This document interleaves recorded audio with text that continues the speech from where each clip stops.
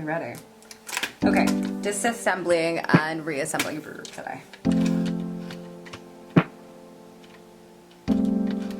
First thing I'm going to do is I'm going to remove these top clips, this top piece from the housing. So I generally go top down. Remember, this is the riser tube, just twists out of place. Now I'm going to go straight to the bottom to alleviate these side panels, okay? Now you can start down here if you want, but that's just how I've been doing it for the past 10 years. So like, you know, we've all got our thing, our routine. I'm alleviating all these clips, and you really want to just get in there and pop them out, babe.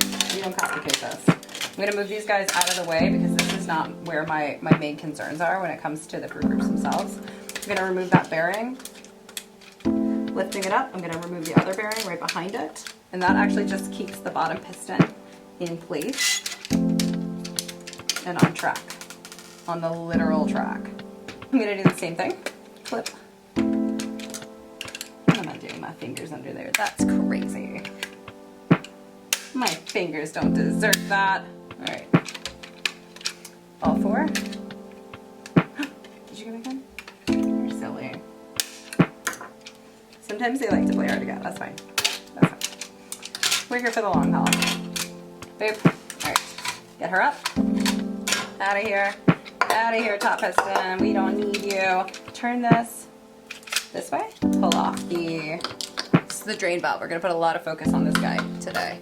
I want to remove these C-clips here because then I need to remove this entire housing down here.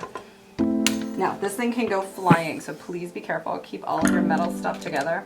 I didn't remove the other bearing yet. I saw. I'm going to do it. I'm going to do it. Now, if you put a towel down, you tend to have a little more luck that these things don't go flying.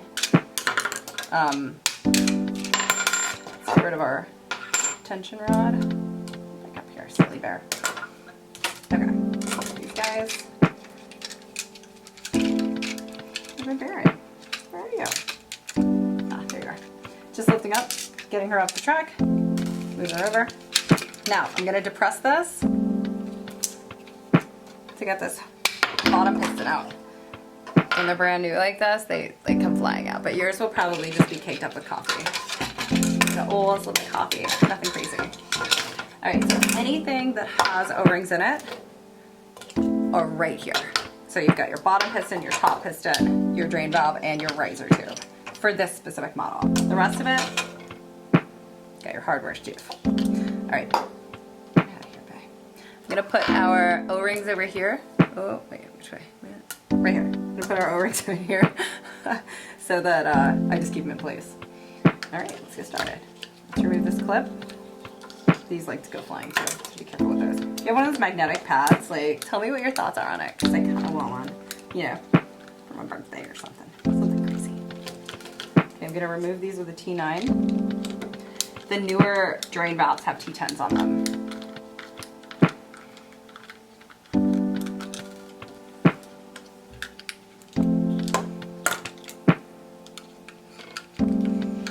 Going to separate the cover from the actual drain valve itself.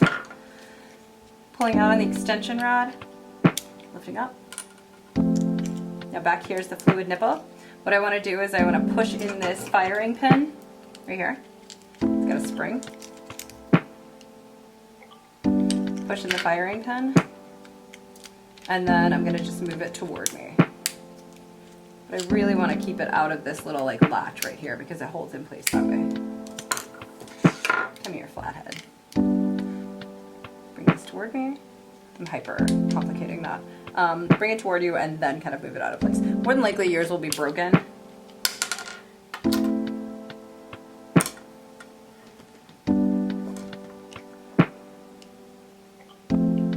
Okay, so more than likely yours will be broken, and if it's not, I want you to break it. Unless it's a brand new one. Like for this one, I'm not gonna actually break it. But for any used one, even if it's been used for like a week, I still want you to break it off. And all that would entail is it literally looks like this. So that's the plastic piece that comes on it, as you can see right here. And you're gonna just take a Gerber, take needle nose, and you're just gonna pop it off like that, okay?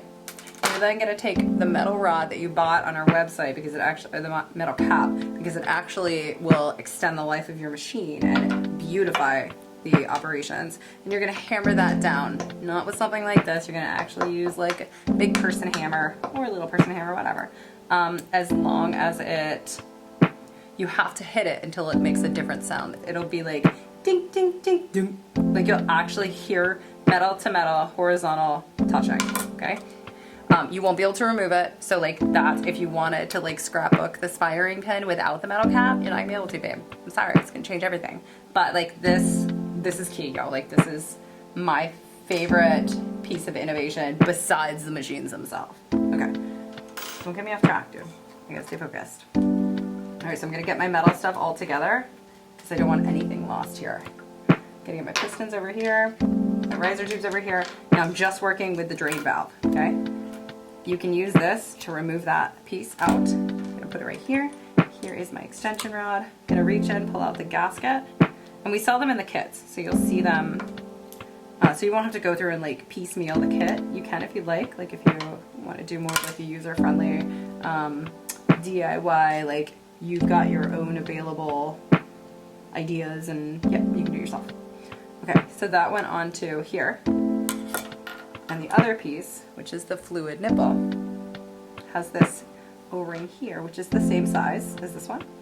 Also, we have them in the blue and the red, but the black one is a fluid nipple, so it's a different one. For the original brew groups that we're getting now from Jura, the fluid nipple is translucent,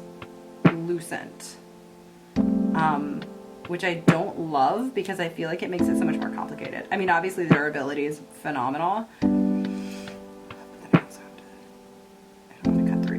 I want to be really careful because I'm not replacing this guy.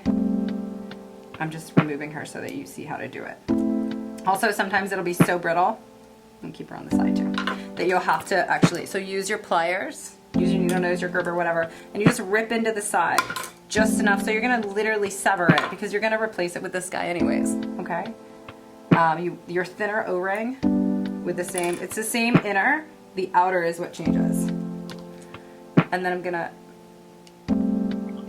gonna remove the extension arm O-ring as well. All right, now we're gonna put her together. First thing we do, we make sure the inside of the drain valve of this container is actually gonna have the moat, the castle moat. See, it's gonna hug the inside, okay? You can use your tension rod, you can use your extension rod, push her in there. Either way, babe. Now, the cap that's gonna go in is this side, because we have no ledge here. We have no lip coming out. See that little lip right there? That's gonna be the downspout for your drain valve. That's what drains down into the drip tray. It's a built-in pressure relief, if you're curious. Now, she goes in, also facing in that castle moat. Alligators are on the inside, crocodiles. I feel like crocodiles are so much cooler, so archaic with the tail barbs. Yo, it's sick, sick. Love those things. Okay, let's get our extension rod O-ring on. Bam! Don't touch the fluid nipple. I just saw you. You were wanting to. Don't do it. The front of it is gonna have this guy. Super simple, right on like a regular pressure O-ring. Pressure hose O-ring. The fluid nipple has more flexibility to it. It's thinner, right? Okay, so she's gonna go in just like this. Dupe. The guys always make fun of me because I call everything a she. Everything is a she. I mean, I don't mean to, I just do. Okay, push it on in. I just depressed it, pushed her in. Extension rod goes to the top, flips into place. Now we're gonna get the cover on, okay? Tell me if I forget something. All right, now we're gonna get those screws in and then we're gonna get our clip in, okay? Watch that clip, watch the screws. That's so much coffee, I have a constant shake. All right, T9. Some of these are magnetized, thankfully.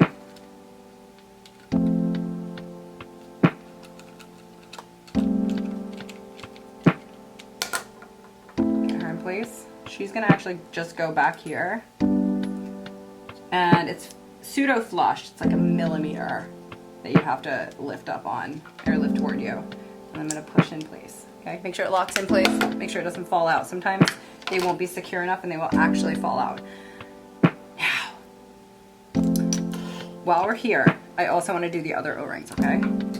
I wanna get my riser tube done, which is here. In our kits, they're clear right now, okay? But they're super thin.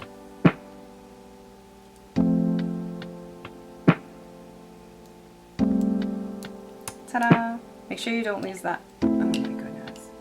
I'm trying to do like 2 angles to this video, so I have another camera on my face. All right. I'm just gonna remove her, just because I want you to see the simulation of replacing the O-rings. Ta-da! This is the 10119, in case you were curious. The micro brew group, if you're doing a micro brew group and you're watching this one, just please turn it off. It's very different. Normally the lube would go here too. I want to make sure that everything is lubricated where it needs to be. Also inside of these canisters, this is my bottom piston canister, and my top will actually be in here. So I'll put a little bit of lube on the inside. Not too much. Don't go overboard, babe. Just a little bit. Okay, now let's put her together. Step 1, this guy. See this little ledge right there? That piece is gonna go right there. And then the front of this is gonna have the swizzle whizzle. So like, let's consider this a giraffe, like, and then back here is its bum. The bum is gonna be flat because that's gonna go on the inside of the back of the machine. Allow it to fall in. Now we're gonna take our bottom piston, ta-da, with a little, you see that hole right there? That's where the fluid nipple goes in. Fluid nipple is gonna be on this side, see where the rails are? So you want to make sure the fluid nipple faces that way, or the fluid nipple hole. You're going to depress down on both sides, right here. You're going to hold this horizontal piece, and you're going to depress that lower piston. This one's like really taut. Okay, so just about right there. So it's kind of like lipped in, like almost flush. Rod goes in to the bottom with you, all the way through. I'm going to use my bearings, get them in place, because I want them to stay on that track while I do my test runs, while I do my function checks, like everything. Flip it, bearing in place. We're then going to move over to the drain valve and align her in place. So I get her in, and I check her functionality. Just move that tension rod over just a little bit. We'll do a click test. So go down. This one's really taut. Yours won't be, because it'll have a little more life, a little more function use. Oh my goodness, lordy lordy. This is gonna be a good one. Oh my goodness. Okay. Okay. All right. Now, drain valve. I'm not gonna lie to you. Double checking, make sure everything's good. Now, as you can see, I did not put my C-rings in. I am gonna put them in soon. Just didn't put them in yet. Bearing back in place. Where am I? Oh. Let's get her back in, because the rest of it's gonna go very quickly, okay? Riser tube. Gonna depress down. Gonna start this over. Gonna depress down and twist. Righty tighty, lefty loosey. That's now gonna go toward the front. That hole is gonna go toward the front of the machine, front of the giraffe. And then she goes on. My bearing's still in place. So I get my J. Don't let me forget that clip, okay? I feel like I forget it almost every time. I have to go back. It's just a hassle. Holy hassles. Other bearing. Ta-da! Da-da-da-da-da-da-da. What's my time? No, she's not done yet. Okay. All right. And then these guys go in place.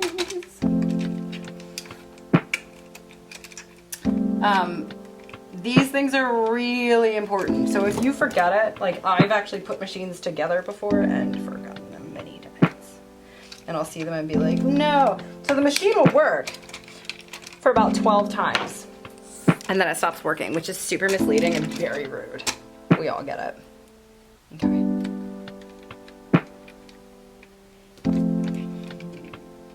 Flip her in place. There we go. And she's done. Function test. Function check. Now, yours, like I said, won't be this difficult. It won't be this taut. But essentially, we want to make sure that she goes all the way down.